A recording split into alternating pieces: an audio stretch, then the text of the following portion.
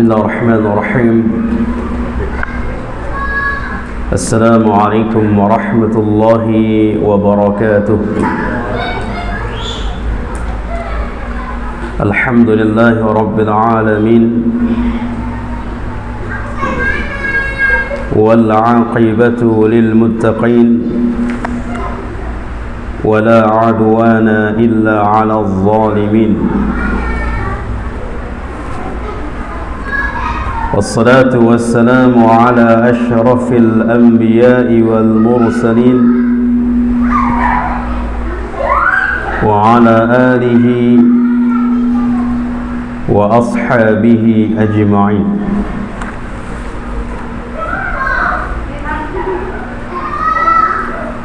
أحبتي في الله رحمني ورحمكم الله. الحمد لله, kita bersyukur kepada Allah Rabbul Izzati wal Jalalah yang telah kembali Allah kumpulkan kita di majlis ilmu yang mulia ini, majlis yang sangat mulia, dan tujuan kita untuk mempelajari agama Allah ini sebagaimana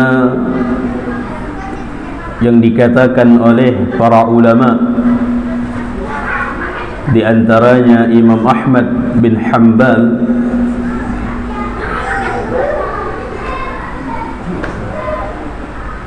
tujuan dari belajar liraf'il jahal min nafsina wa min ghairina, untuk menghilangkan kejahilan dari diri kita dan dari diri orang lain. Karena dengan belajarlah satu-satunya untuk menghilangkan kejahilan. Satu-satunya obat kejahilan adalah dengan belajar. Apalagi sebagaimana sudah pernah kita sampaikan, Nabi SAW mengatakan Allah benci kepada orang yang jahil di dalam agama, dan syaitan suka kepada orang yang jahil di dalam agama.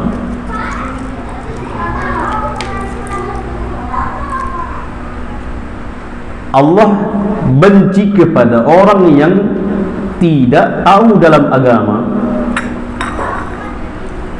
dan syaitan suka kepada orang yang tidak tahu dalam agama. Tinggal pilih, ingin dibenci Allah dan disayangi oleh syaitan. Maka dari itu terkadang syaitan membuat hal-hal yang terhalangi oleh kita di dalam belajar, karena syaitan tidak suka kepada orang yang belajar, terlebih belajar agama. Maka hibati fillah,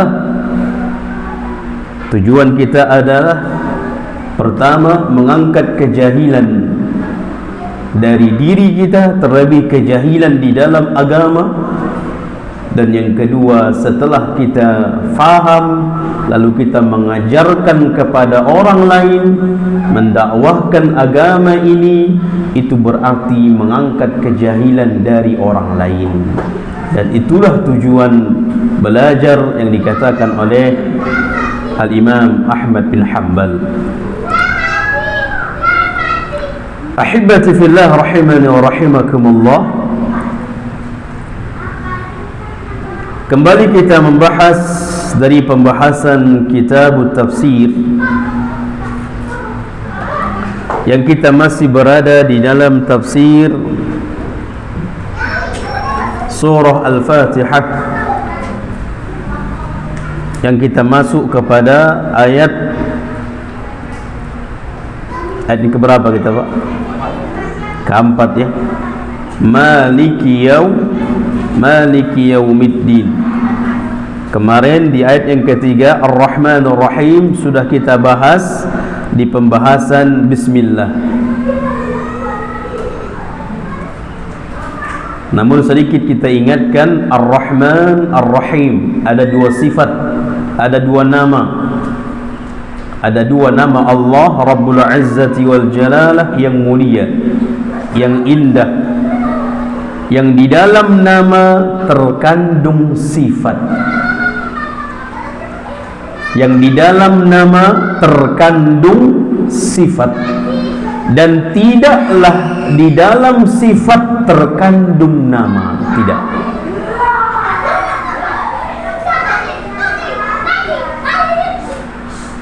Ar-Rahman Ar-Rahim adalah nama yang di dalam kandungan sifatnya rahmat Allah. Al-Imam Ibn Qayyim mengatakan Ar-Rahman adalah sifat Allah yang di dalamnya rahmat.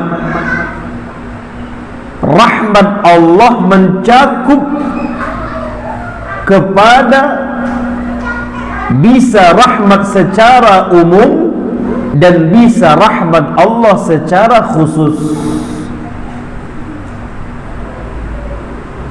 Rahmat Allah secara umum seluruh makhluk dapat.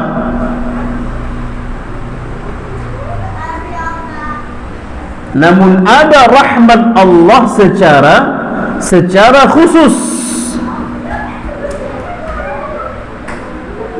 Ada rahmat Allah secara khusus, dan itu diberikan hanya kepada orang-orang beriman saja.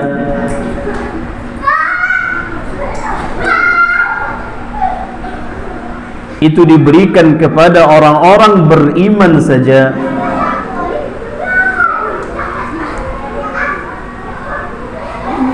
Sedangkan Ar-Rahim dikatakan oleh Al-Imam Ibn Qayyim, sedangkan Ar-Rahim adalah Allah menyampaikan sifat itu kepada makhluk.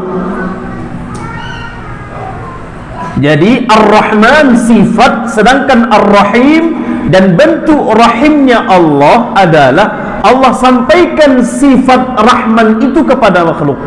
Allah berikan.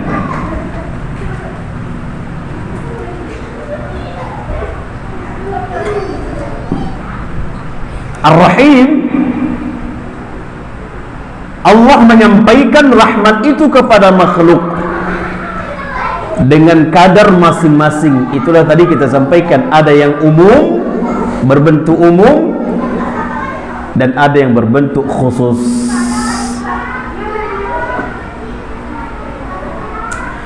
Sedangkan di antara ulama lain mengatakan Ar-Rahman Ar-Rahim adalah Ar-Rahman li jami'il khalq, kepada seluruh makhluk, War-Rahim lil mu'minin, kepada orang beriman khusus.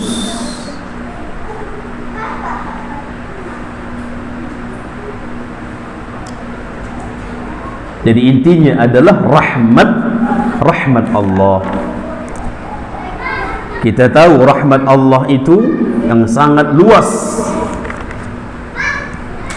Allah Subhanahu wa taala mengatakan wasi'at rabbuna wasi'at kull syai' rahmatan wa ilma.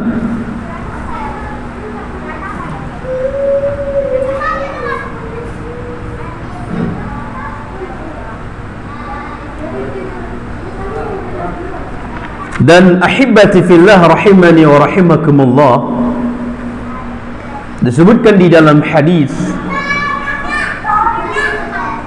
rahmat Allah itu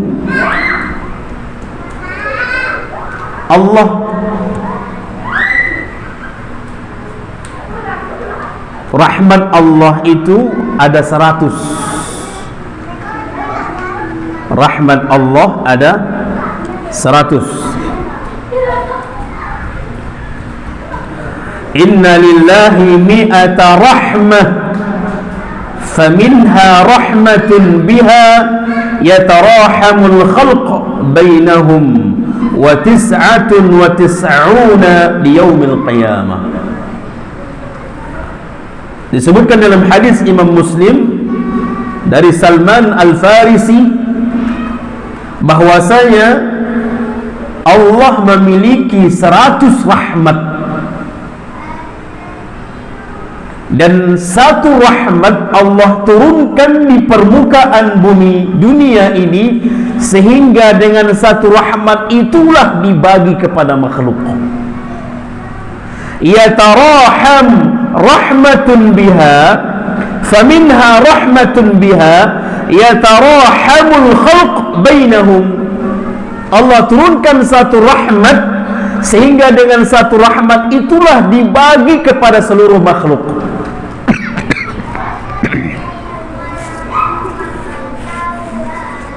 Makanya ada makhluk itu sifatnya sayang. Jangankan manusia, hewan pun memiliki kasih sayang kepada anak-anaknya. Itu dari pembagian rahmat dari Allah. wa99 liyaumil qiyamah. Satu diberikan kepada makhluk, diturunkan rahmat itu, dan itu diberikan kepada makhluk, sehingga dengan itulah makhluk itu berkasih sayang di antara mereka makhluk. Berarti tinggal berapa lagi? Tinggal 99. Di mana rahmat 99 itu? Di yaumil qiyamah. Di dalam riwayat lain fil jannah, di syurga. Jadi puncak rahmat Allah itu ada di dalam syurga dan diberikan kepada ahlul jannah, kepada penduduk syurga.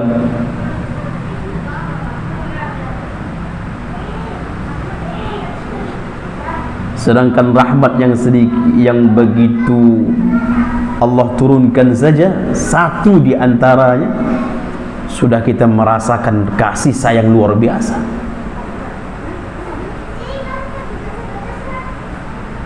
Bagaimana kalau seandainya 99 itu, bagaimana bentuk sayangnya bentuk dengan penuh kasih sayang di dalam syurga itu?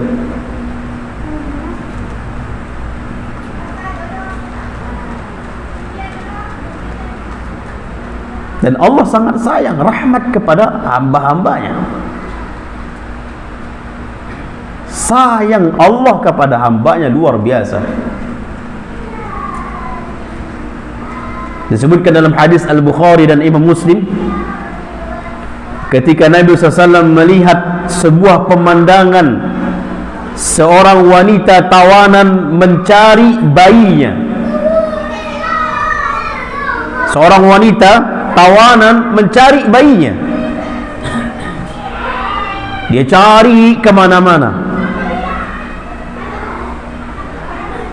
Begitu dia dapatkan bayi tersebut, dia peluk dengan kasih sayangnya, kemudian dia susui.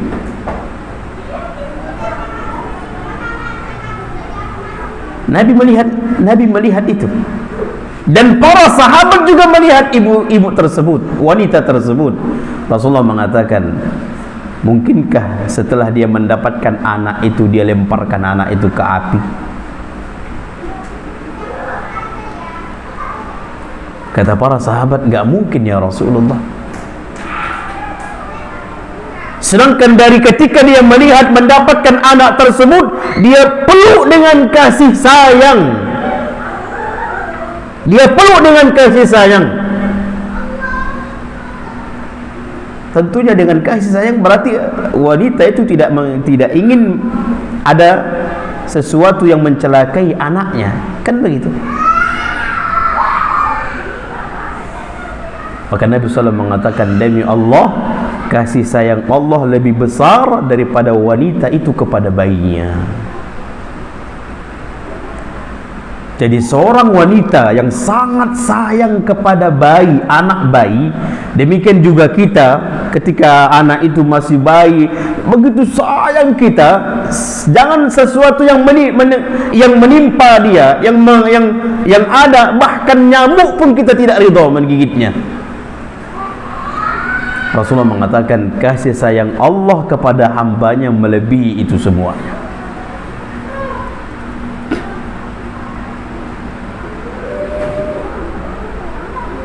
Maka hibbati fillah,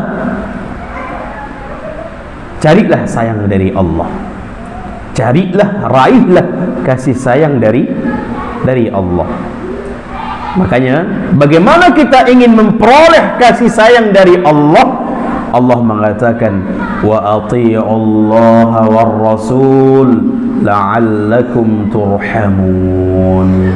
Allah katakan dalam surah Ali Imran ayat 132, wa atii'ullaha war rasul la'allakum turhamun.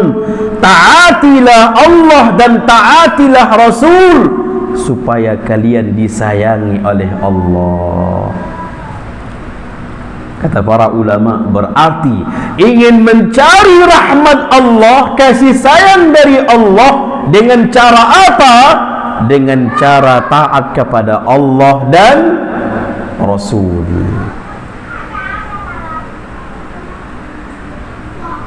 Taat kepada Allah dan Rasul, Allah akan berikan kasih sayangnya.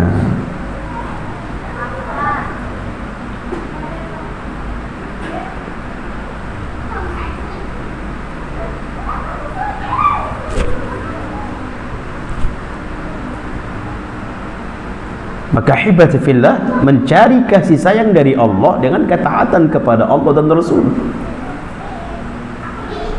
Dan juga disebutkan dalam hadis Imam Abu Daud dan disahihkan oleh para ulama,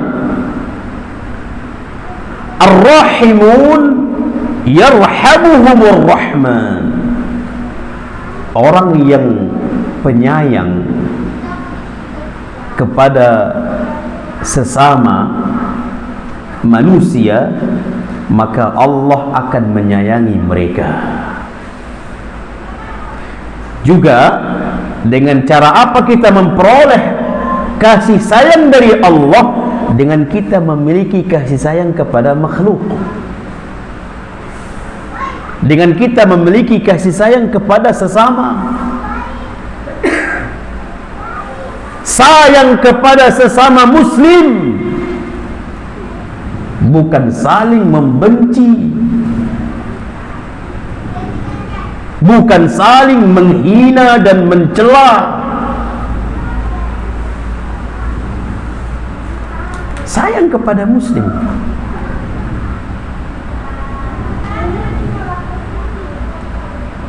Bahkan mencela seorang muslim kefasikan dan membunuh seseorang muslim kekufuran, kata Nabi SAW. Maka kita saling menyayangi antara muslim. Irhamu ahlal ardh, sayangi kalianlah penduduk bumi. Sayangi kalianlah penduduk bumi. Yarhamukum man fis sama, maka yang di langit akan menyayangi kalian. Siapa yang di langit?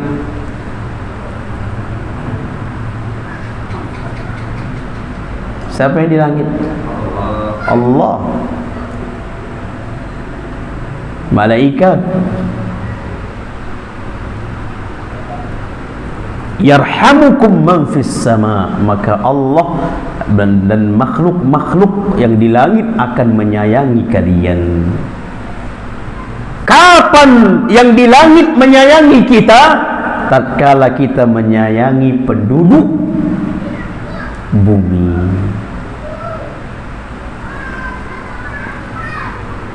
Berarti ingin mencari rahmat Allah, kasih sayang dari Allah, dengan yang pertama tadi, dengan taat kepada Allah dan Rasul.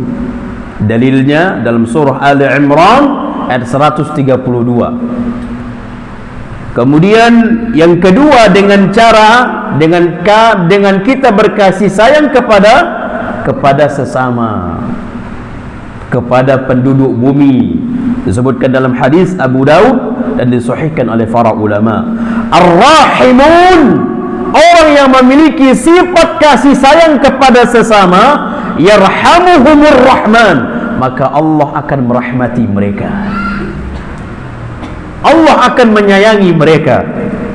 Irhamu ahlal ardi yarhamukum man fis sama, berkasih sayanglah kalian kepada penduduk bumi, maka yang di langit akan menyayangi kalian. Allah juga mengatakan di dalam surah Al-A'raf ayat 56, ini juga cara mencari rahmat Allah. Inna rahmata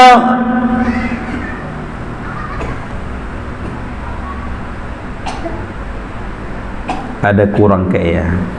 Kita lihat langsung ke Al-Qur'annya. Surah apa tadi? Al-A'raf. Surah Al-A'raf, surah yang ke-7, ayat 56. Ayat 56. Naam, kan ada kurang. Inna rahmatallahi qaribun minal muhsinin. Sesungguhnya rahmat Allah dekat kepada orang yang berbuat baik. Minal muhsinin, berarti orang yang berbuat baik akan memperoleh rahmat dari Allah.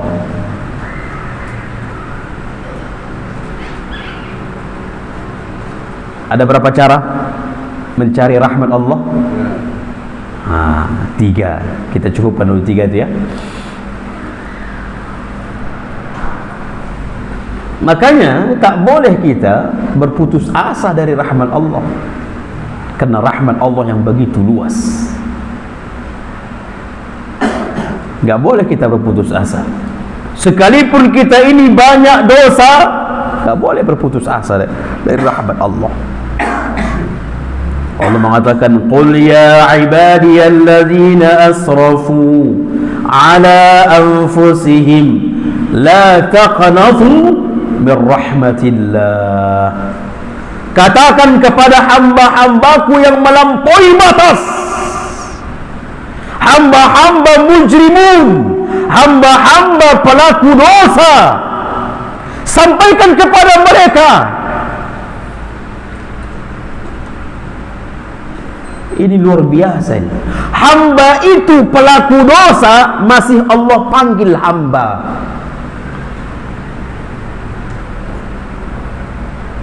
La taqnatu min rahmatillah. Jangan mereka berputus asa dari rahmat Allah. Terkadang ada orang pelaku dosa itu berfikir, ada enggak diampuni Allah aku ini? Kayaknya enggak bisa lagi Allah mengampuni dosa aku. Ini sudah berputus asa namanya. Sudah berputus asa. Enggak mungkin aku masuk surga ini, enggak mungkin aku menjadi orang soleh ini, enggak mungkin aku menjadi semuanya. Subhanallah, ini sudah berputus asa. Allah mengatakan jangan berputus asa. Rahmat Allah meliputi, bahkan rahmat Allah meliputi dari kemarahan, kemurkaan Allah. Rahmat Allah mengalahkan marahnya Allah, murkanya Allah. Rahmat Allah meliputi itu semuanya. Luar biasa jemaah. Makanya hendak kita terus mencari rahmat Allah. Kalau sudah Allah menyayang kita, Allah, bukankah masuk surga itu karena apa? Kenapa kita masuk surga? Karena rahmat, bukan karena amal. Bila dibandingkan dengan amal kita yang serba kekurangan, gak bisa untuk menjadikan masuk ke dalam syurga, gak bisa. tapi karena rahmat Allah. Di mana kita mencari rahmat Allah kalau tidak di dunia ini? Di akhirat bagaimana kita mencari rahmat Allah? Maka carilah rahmat Allah di dunia, carilah kasih sayang Allah di dunia ini. Fokuskan kasih sayang dari Allah, jangan pedulikan dengan kasih sayang kepada dari manusia.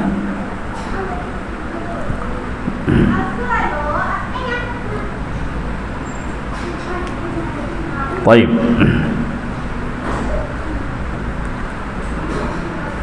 Kemudian Allah Subhanahu wa taala mengatakan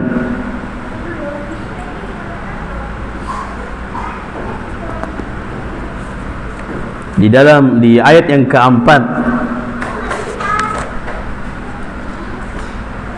Allah mengatakan maliki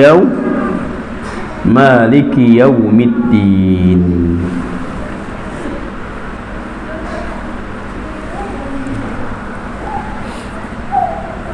Allah jemaah, kalau kita faham satu kalimat ini saja, satu ayat ini saja, dan banyak ayat ini, banyak lagi ayat-ayat yang menjelaskan masalah ini. Kalau kita faham ini, hilanglah keangkuhan dan kesombongan kita.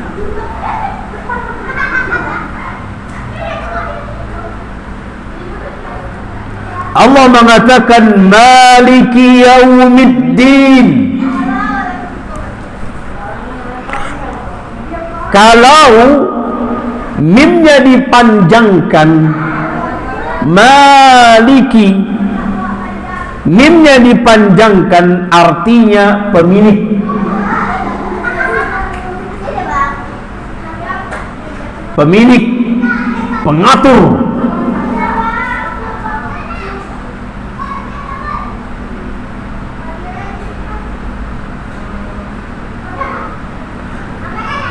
Kemudian kalau mimnya dipendekkan, maliki yaumiddin, mimnya dipendekkan, apa artinya? Raja. Artinya raja.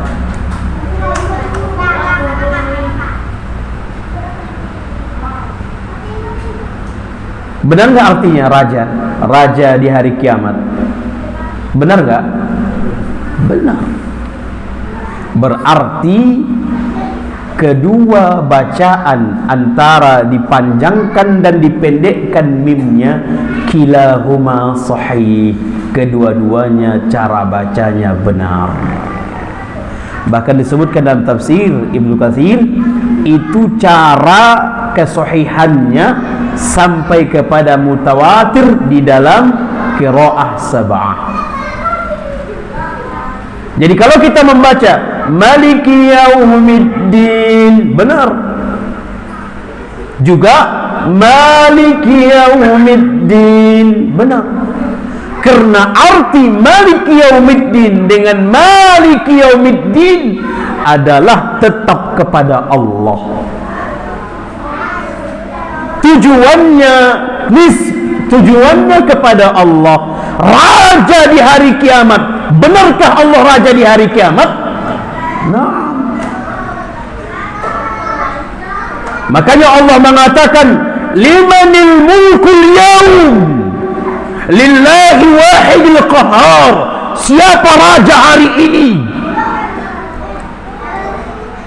Lillahi wahidil qahar. Hanya Allah yang maha perkasa.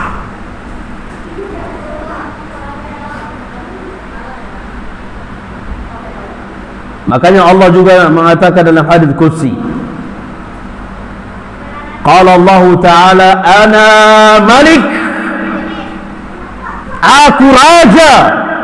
Aina mulukul ard, atau aina mulukud dunya. Di hari kiamat itu pun memang tak ada yang mengaku raja. Gak ada yang mengaku raja. Dia seorang raja pun di dunia. Nanti di hari kiamat ketika Allah bertanya, dalam hadis qudsi dijelaskan, Aina mulukul ard, mana raja-raja dunia itu? Enggak ada yang mengaku. Aina mulukud dunia, mana para raja dunia? Enggak ada yang mengaku. Semua tertunduk.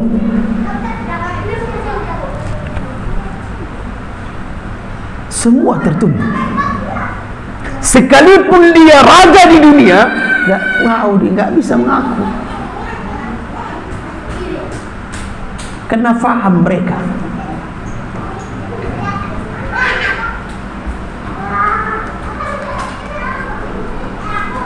Maliki yaumiddin, yang mengatur di hari kiamat hanya Allah. Enggak ada yang lain. Yang berkuasa di hari kiamat hanya Allah. Siapa yang selamat, siapa yang binasa, itu hak Allah. Hukum Allah Maha Hakim.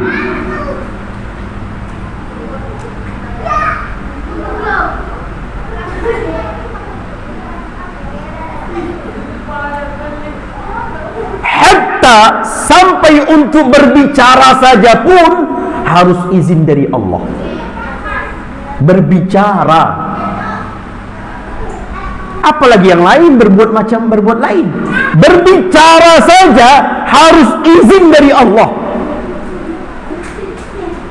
apalagi mau memberi syafaat, mau memberi pertolongan. Yauma yaqumur ruh wal malaikatu saffa la yatakallamuna illa man azina lahu ar-rahman wa qala sawaba.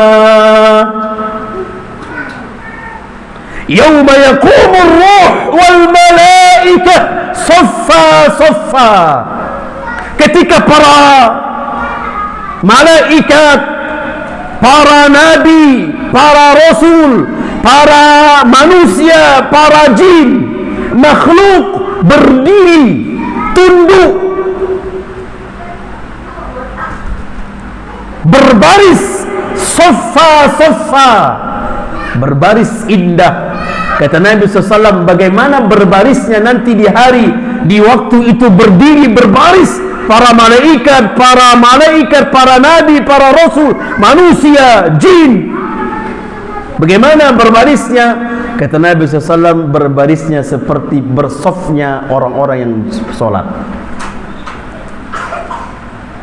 Ketika kita sholat, sof, berbaris dengan sof. Begitu nanti di hari kiamat. Yauma yaqumur ruh wal malaikah saffa saffa la yatakallamuna illa man azina lahu ar-rahman. Tak ada satupun yang berbicara,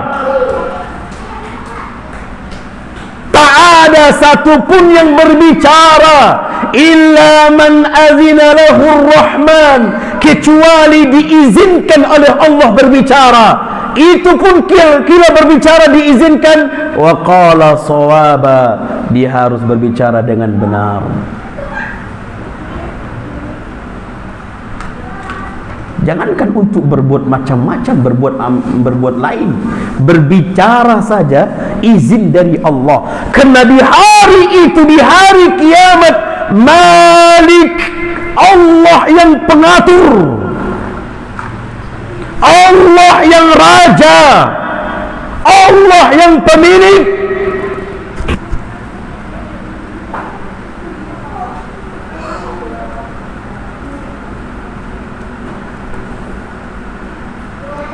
Makanya ahibati fillah, kalau kita membahas tentang babus syafaat, disebutkan dalam berbagai kitab di berbagai kitab tauhid, babus syafaat, dalam masalah syafaat.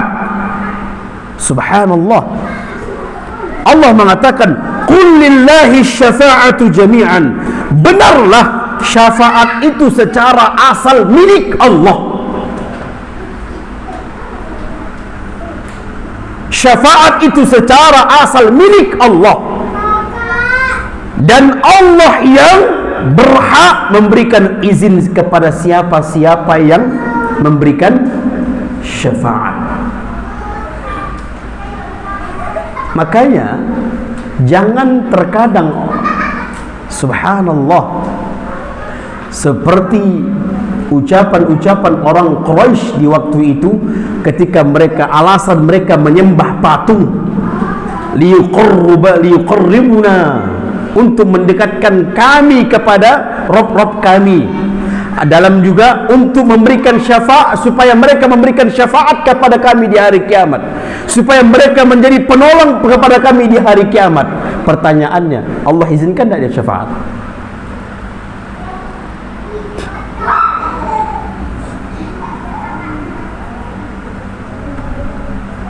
Allah izinkan tidak dia memberikan syafaat? Kita menunjuk, menganggap si fulan, syekh fulan, alim fulan bisa memberikan syafaat di hari kiamat. Pertanyaannya, Allah izinkan enggak dia? Wallahi banyak di tengah-tengah kaum muslimin berlebihan kepada seseorang, bisa memberikan syafaat, bisa menolong dia nanti di hari kiamat. Pertanyaannya, apakah Allah izinkan dia atau tidak?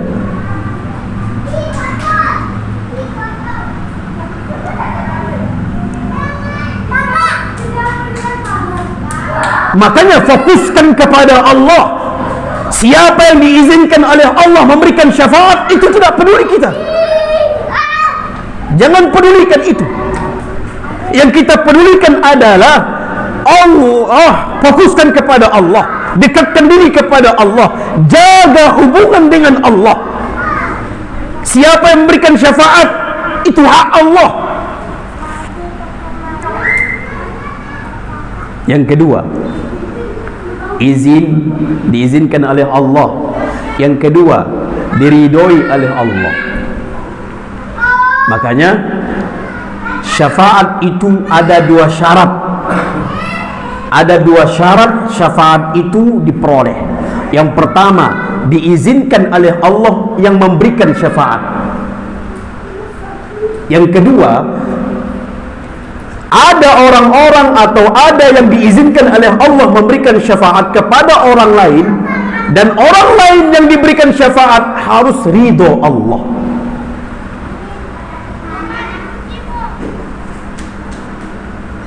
Ini dua syarat ini Allah katakan di dalam surah An-Najm ayat 26.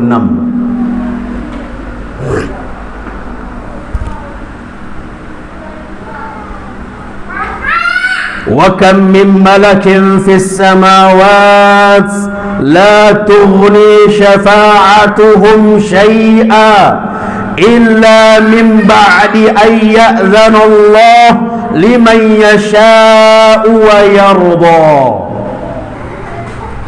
Allah mengatakan, kam min malakin fis samawat, berapa banyak malaikat-malaikat yang di langit tidak bisa memberikan syafaat.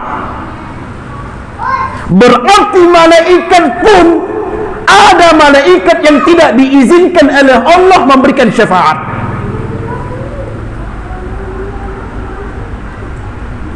Makanya siapa-siapa yang memberikan, yang diizinkan oleh Allah memberikan syafaat, harus berdasarkan wahyu, dalil.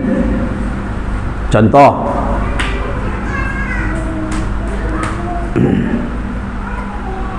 orang yang mati syahid akan bisa memberikan syafaat kepada orang lain.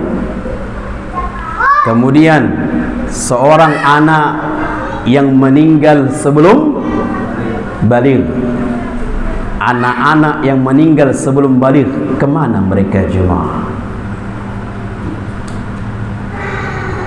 Nabi SAW mengatakan yang memelihara mereka di alam barzakh adalah Nabi Ibrahim. Anak-anak yang meninggal yang sebelum baligh, nanti mereka memberikan syafaat kepada kedua orang tuanya. Anak-anak yang meninggal sebelum baligh, nanti anak ini menunggu di pintu surga. Ketika ditanya kenapa tidak masuk, aku menunggu sampai orang tuaku, saya gandeng orang tuaku ke dalam surga. Berarti anak yang masih belum balik, yang meninggal belum balik, bisa memberikan syafaat kepada orang tua dengan syarat orang tuanya mati tidak di atas kesyirikan. Kalau orang tuanya mati di atas kesyirikan, walaupun anaknya yang meninggal sebelum balik itu bisa memberikan syafaat, diizinkan Allah memberikan syafaat, namun karena orang tuanya Allah tidak ridho, maka syafaat tidak akan diperoleh. Maka syarat yang kedua, liman yasha'u wa yarda, Allah harus ridho kepada orang yang mendapatkan syafaat. Kalaupun Nabi berhak diizinkan memberikan syafaat, namun kalau kita, na'udzubillah, kita tidak diridhoi oleh Allah, syafaat Nabi tak akan kita dapatkan.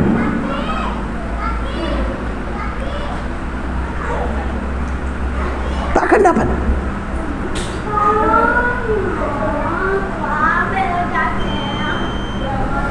Maka hibati fillah, fokuskan kepada Allah.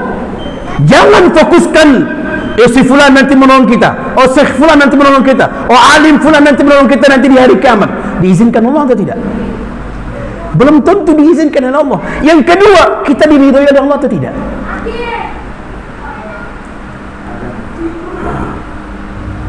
Nah, azan ya.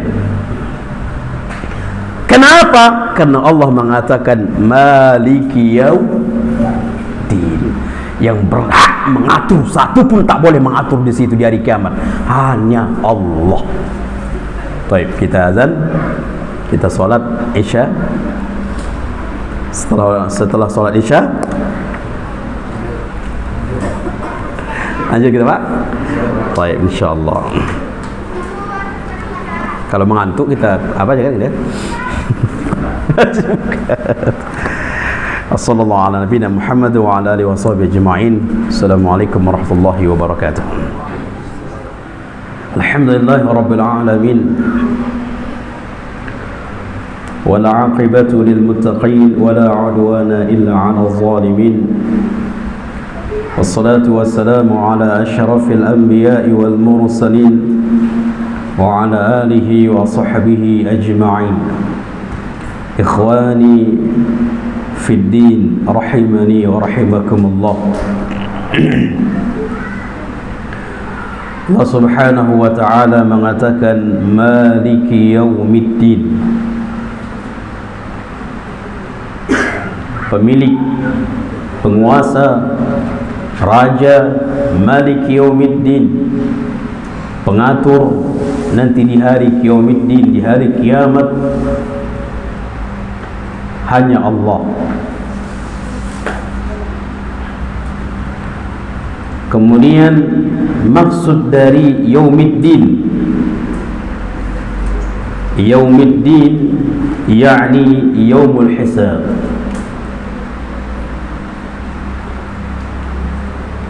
Maksud dari Yaumiddin adalah yaumul hisab.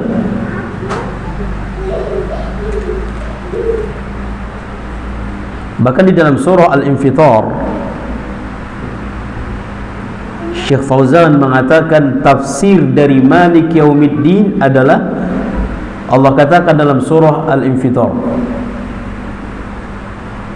wa ma adraka ma yaumuddin yawma la tamliku nafsun li nafsin syai'a wal amru yawma idzin lillah.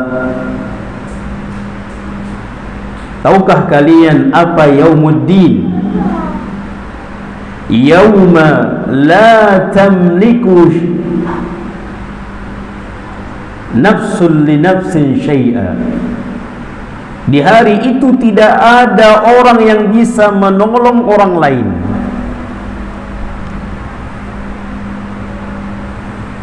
Kenapa? Wal amru yawma idzin lillah.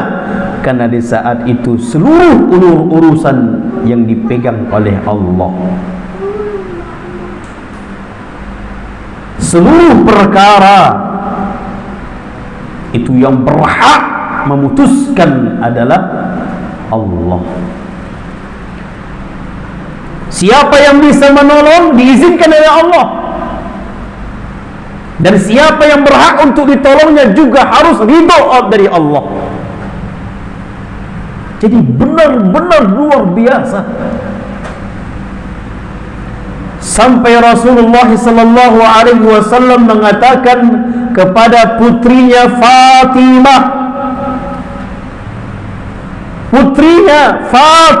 dia mengatakan, ya Fatimah, mintalah di dunia ini perkara dunia, terserah sesuka hatimu, minta kepada ayahmu ini, namun di akhirat nanti aku tidak bisa membantumu, menolongmu.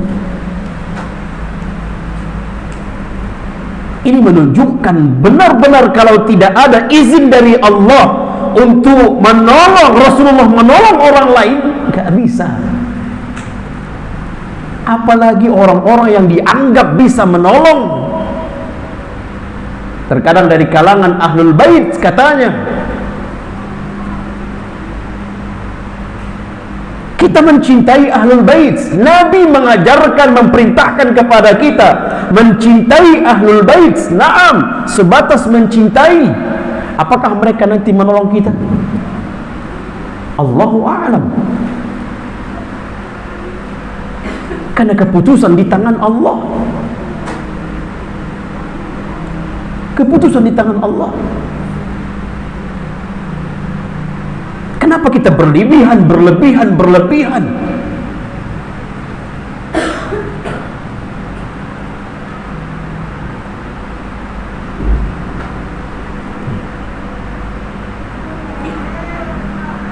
Kemudian Yaumuddin adalah Yaumul Hisab. Naam. Akan masuk saat itu ke mahkamah Allah, akan dihisab, diaudit.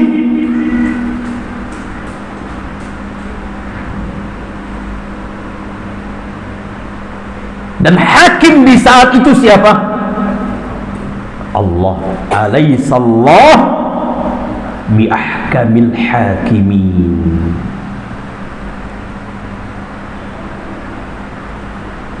Bukankah Allah adalah hakim dari seluruh hakim yang bijaksana?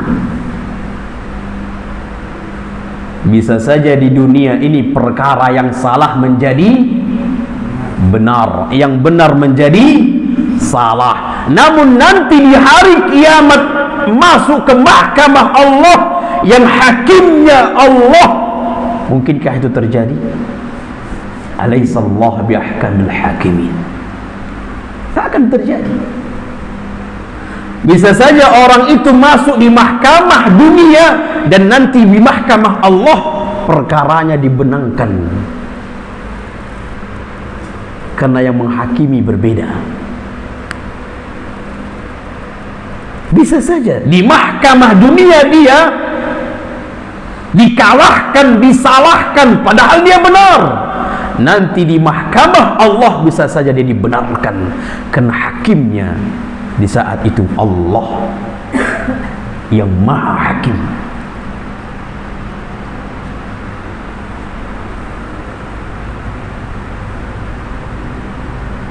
Kita akan dihisab.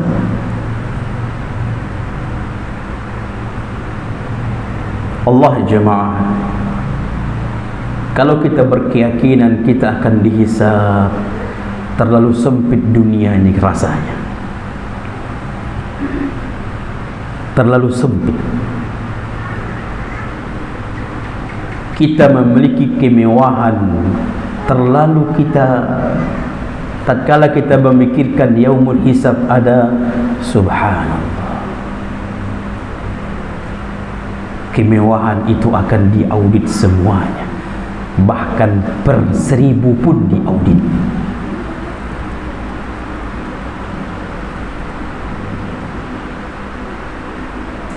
Dari mana dan kemana harta dihabiskan, benda-benda yang ada yang kita miliki akan dipertanggungjawabkan. Ucapan kita akan dipertanggungjawabkan. Makanya jangan sembarangan mengucapkan menuduh seseorang kalau kita tidak benar-benar tahu, hanya ikut-ikutan. Si fulan fasik, si fulan kafir, si fulan ahli ini, si fulan. Subhanallah, nanti dia berhisab, akan dihisab. Terkadang kita hanya ikut-ikutan tanpa benar atau salah. Benar nggak dia? Meneliti, menelusuri,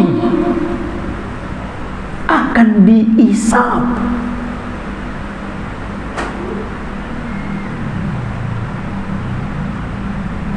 Terkadang jemaah, kita mengucapkan satu ucapan mencakup satu kampung,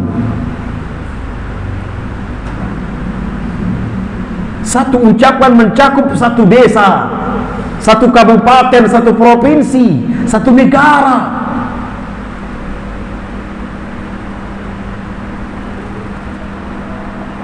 Subhanallah.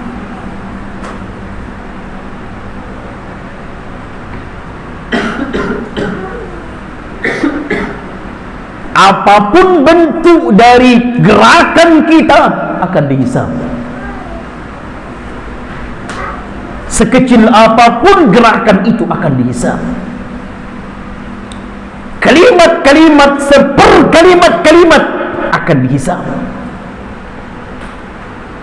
Ma yalfizu min qawlin illa ladaihi raqibun atid. Tidak ada satu kalimat kecuali ditulis. Maka jangan pernah keluarkan kalimat dari lisan kita kecuali kita berfikir sebelumnya akan ditulis dan akan dihisab.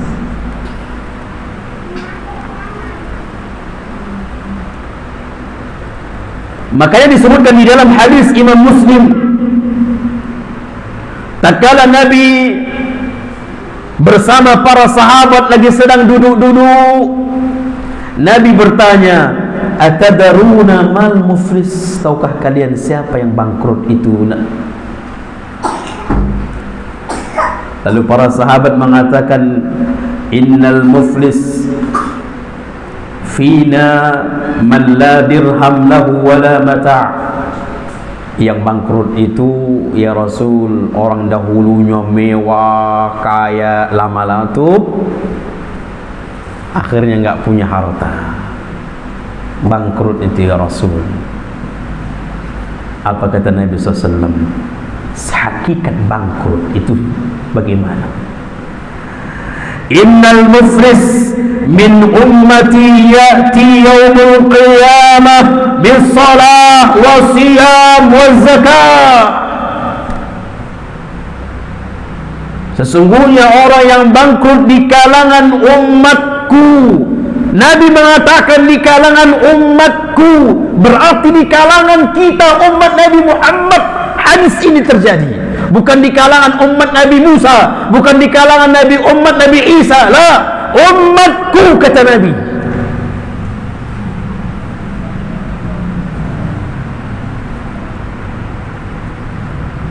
Nanti di hari kiamat dia membawa pahala zakatnya, pahala puasanya, pahala solatnya, pahala hajinya, pahala sedekahnya, infaknya, baca Qur'annya, birrul walidainnya, dibawa pahala kebaikan-kebaikan sehingga pahala itu menggunung. Wa ya'ti qad syatama hadza, tapi ada orang yang dizaliminya. Dia pernah mencerca orang lain. Nanti orang yang dicercanya di hari kiamat datang. Dia pernah memukul orang lain. Nanti orang lain yang dia pukul nanti di hari kiamat dihadapkan dengan dia, di hisab, diadili.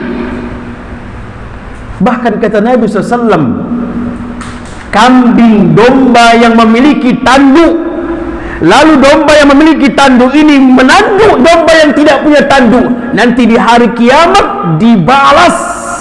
Domba yang tidak punya tanduk diberikan tanduk, lalu ditanduk. Setelah mereka dihisab, dibalas, dijadikan mereka tanah.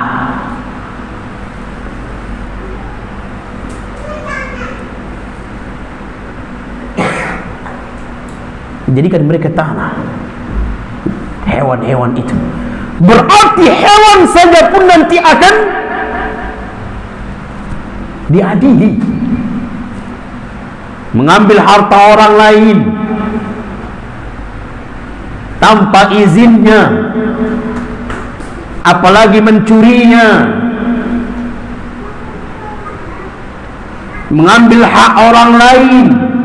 Terkadang terjadi di warisan, mengambil hak orang lain yang bukan haknya. Terjadi di warisan, di pembagian warisan terjadi.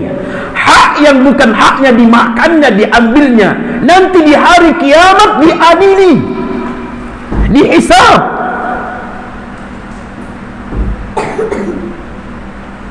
Ya Allah, suami menzalimi istri, nanti di hari kiamat diadili. Istri berbuat curang kepada suami, nanti di hari kiamat diadili.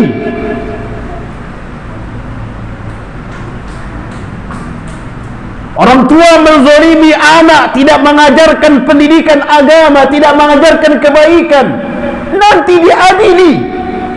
Di zaman Umar ibn Khattab, ada seorang ayah mengadu kepada Umar, wahai Umar, wahai Amirul Mukminin. Di waktu itu Amirul Mukminin, anak saya anak durhaka. Ya, kenapa? Dia mencerca saya, dia menjelek-jelekkan saya, dia mencaci saya, dia membangkang kepada saya. Dipanggil ini anak, benar engkau melakukan itu? Kata anak ini, iya, tapi wahai Amirul Mukminin, semua aku lakukan itu karena dia tidak mengajarkanku kepada agama.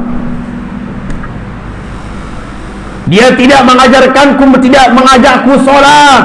Dia tidak, ketika aku melakukan keburukan, dia tidak pernah memberikan nasihat kepadaku. Disampaikan anak itu di hadapan Amirul Mukminin Umar bin Khattab. Lalu kata Umar, andalah ayah yang durhaka.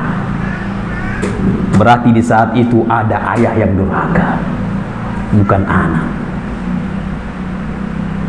Ustaz, anak nggak bisa mengajarkan agama kepada anak-anak. Sekolahkan ke agama. Bentuk kita membiayai mereka, karena akan diadili jemaah, akan dihisab perkara kalau kita sepelekan agama itu, tidak kita ajarkan kepada anak-anak kita.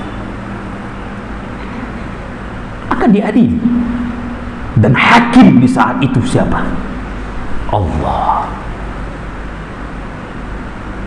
Kalau sudah Allah hakim, mungkinkah luput dari sesuatu pun? Tidak mungkin.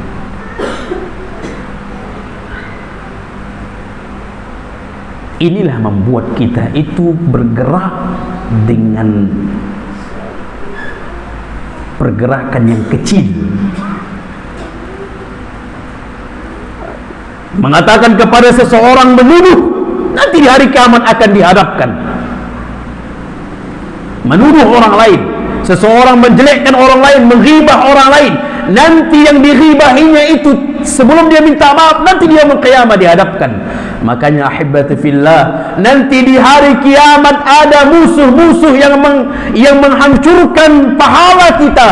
Padahal musuh itu yang menjadi musuh bagi kita, padahal di waktu itu kita tidak kenal siapa orangnya. Hati-hati yang merokok. Ketika merokok, ada orang yang tidak senang menghisap rokok keluar dari mulut kita. Nanti di hari kiamat akan dihisap. Ketika kita merokok di jalan, berapa orang yang menghisap asapnya itu, dan dia tidak senang, akan dihadapkan padahal kita tidak kenal siapa yang menghisap asap itu.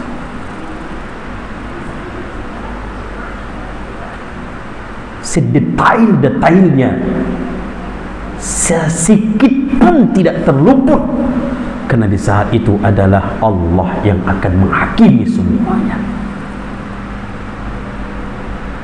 Maliki yaumiddin.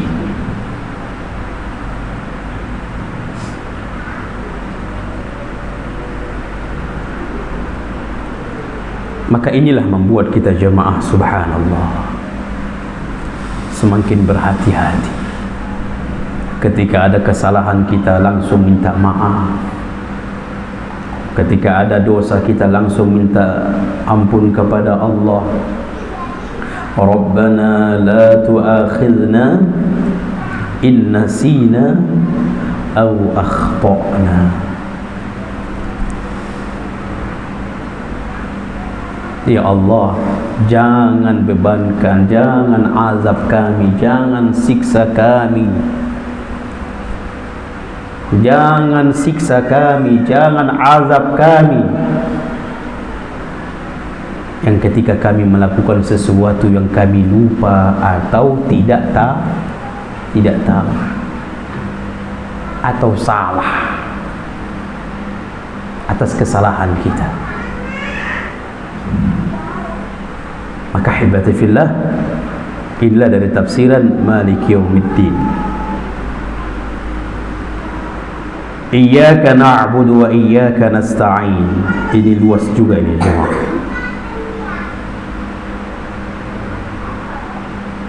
Kayaknya akan datang kita sambung lagi nih.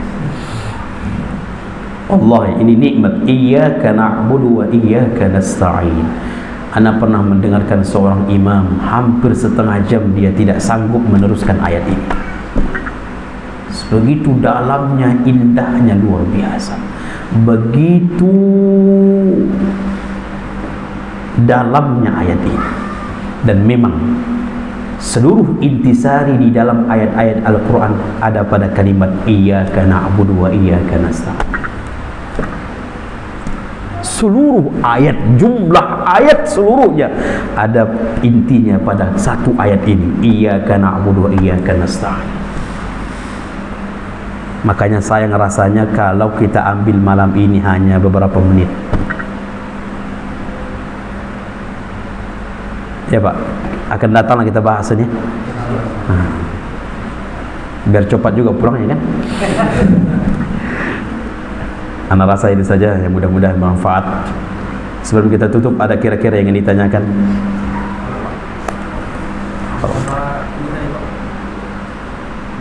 Panjang lebih pendek. Ketika kita dalam sholat, apa bisa dibaca yang lebih pendek? Oh, nah, muhibbati fillah rahimana wa rahimakumullah. Ketika kita menjadi imam,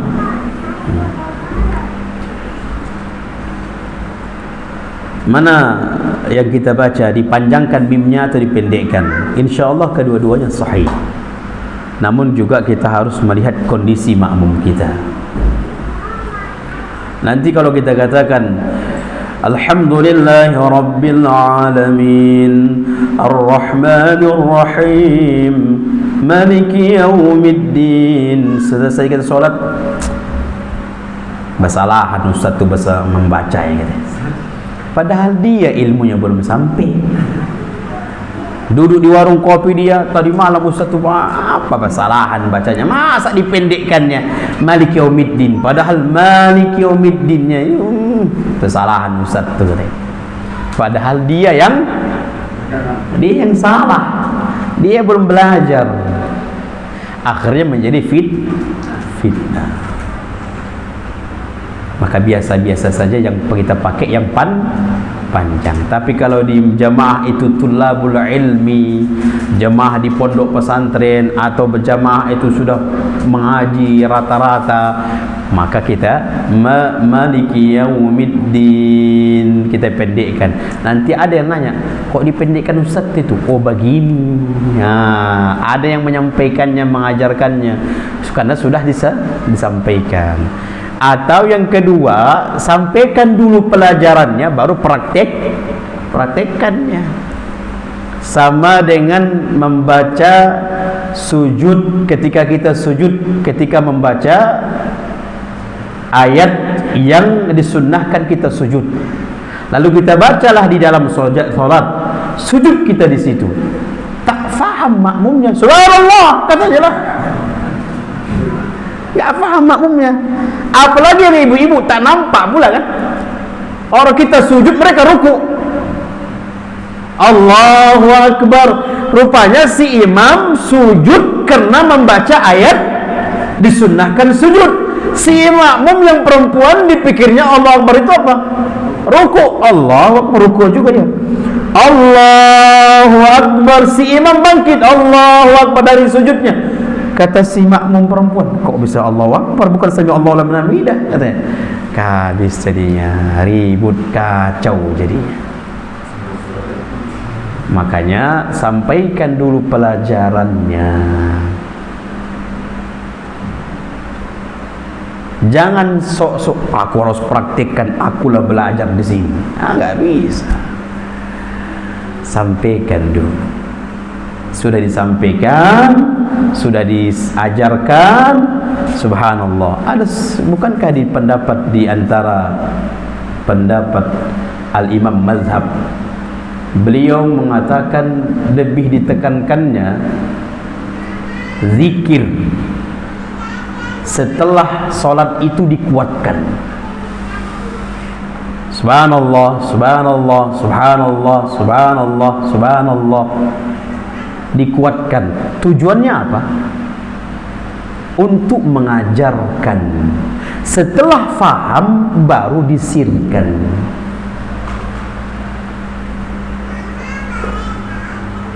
Jadi bacaan-bacaan ba'da sholat dikuatkan, tujuannya mengajarkan. Setelah faham diam. Berarti sesuatu yang kita buat sudah kita ajarkan dulu. Ajarkan dulu, baru dipraktekkan. Faham ini? Jadi kalau ingin nanti Malik Yaumiddin kita buat nanti di kampung-kampung, tak pernah mendengar pendekkan tuh. Yang selalu sampai mati taunya mereka dipanjangkan.